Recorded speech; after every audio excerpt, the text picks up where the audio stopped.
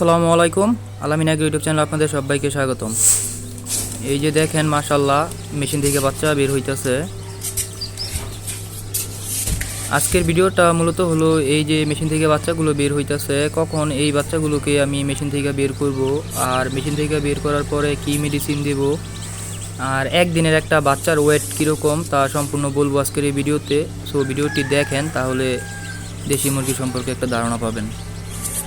এই যে দেখেন প্রতিটা বাচ্চার গায়ে একটা ভেজা ভাব আছে, পানি।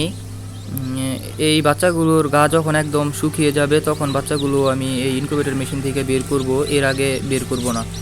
এই যে এই বাচ্চাটা শুকায় গেছে, এই যে এটা শুকায় গেছে, এই দুইটা বাচ্চা বের করব না, আরও কিছু বাচ্চা শুকায় নিক তারপরে বের করব। আর খালি খোসাগুলো আমি বাইরে বের করে ফেলতেছি। আবার এই যে কিছুক্ষণ পরে আসলাম, এই যে দেখেন মাশাআল্লাহ অনেকগুলো বাচ্চাই দেখেন জর্জরা হয়ে গেছে। এই বাচ্চাগুলো এখন মেশিন থেকে বের করতে হবে, ঠিক আছে। দেখেন একদম পুরো গা শুকিয়ে গেছে। এই যে আমি বল নিয়ে আসছি, এই বলে করে বাচ্চাগুলো এখন বোর্ডিং করে দিয়ে দিব।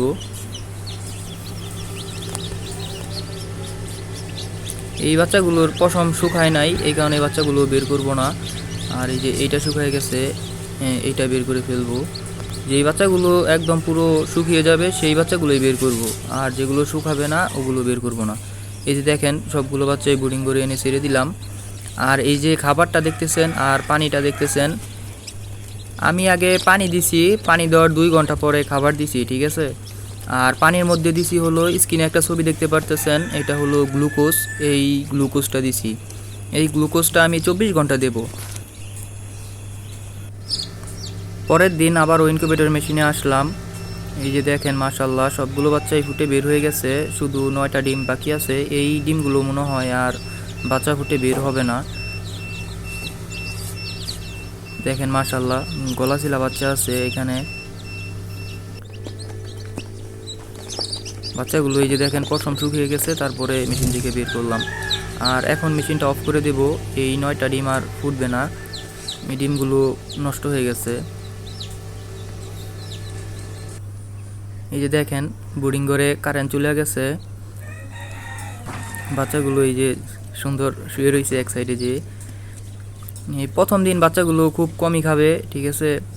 আর এই যে মিটার নিয়ে আসলাম, একদম প্রথম দিন একটা বাচ্চার কীরকম ওয়েট আসে তা আজকে দেখাবো আপনাদেরকে, আর নিজেও দেখব। দেখেন মাশাআল্লাহ 32 গ্রাম আসছে একটা বাচ্চার ওয়েট। আরেকটা দিলাম, দুইটা মিলে হয়েছে 64 গ্রাম, 62 গ্রাম। মাশাআল্লাহ ভালোই ওয়েট আসছে, ঠিক আছে। এই যে 4টা মিলাই দিলাম, 4টা আসছে হইলো 122 গ্রাম। 122 গ্রামে 4 দিয়ে ভাগ করলে 30 গ্রামের থেকে একটু বেশি হয়। তো মাশাআল্লাহ 30 গ্রাম করে অ্যাভারেজ ওয়েট, ঠিক আছে, প্রথম দিনের একটা বাচ্চা। দেখেন যেটা 32 গ্রাম।